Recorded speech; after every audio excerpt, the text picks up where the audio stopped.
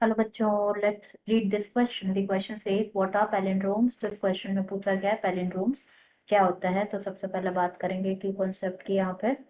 तो जो की कॉन्सेप्ट यहाँ पे यूज किया गया है that is palindromic sequences. Palindromic sequences palindromic sequences के बारे में बात करें तो क्या होता है बेसिकली इन मॉलिक्यूलर बायोलॉजी जो पैलिंड्रोमिक सीक्वेंसेस है इन्हें क्या दीज रेफर टू एज वो सीक्वेंस न्यूक्लियोटाइड का sequence of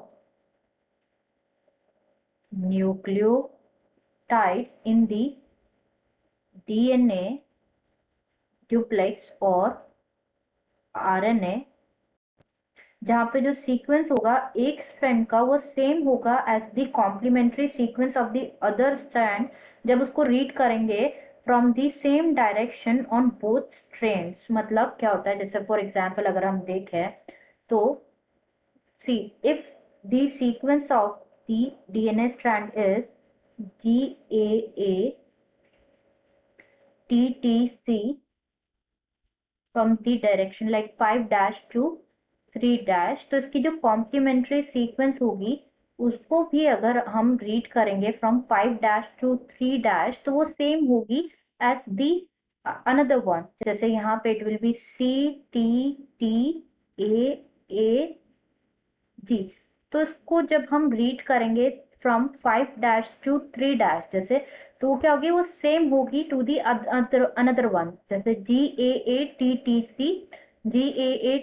as we can see. And तो ये जो सीक्वेंसेस है इन्हें का क्या कहा जाता है पैलिंड्रोमिक सीक्वेंसेस कहा जाएगा। तो हम यहाँ पे लिख देते हैं आर द सीक्वेंसेस जहाँ पे the sequence in the one direction the sequence in one strand is the same as the complementary sequence of the other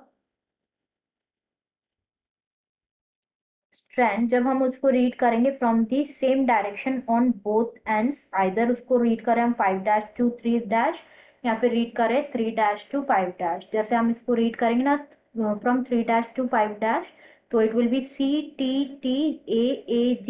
और हम कॉम्प्लीमेंट्री सीक्वेंस को रीड करेंगे फ्रॉम 3 डैश टू 5 डैश तो it will be same CTTAAG।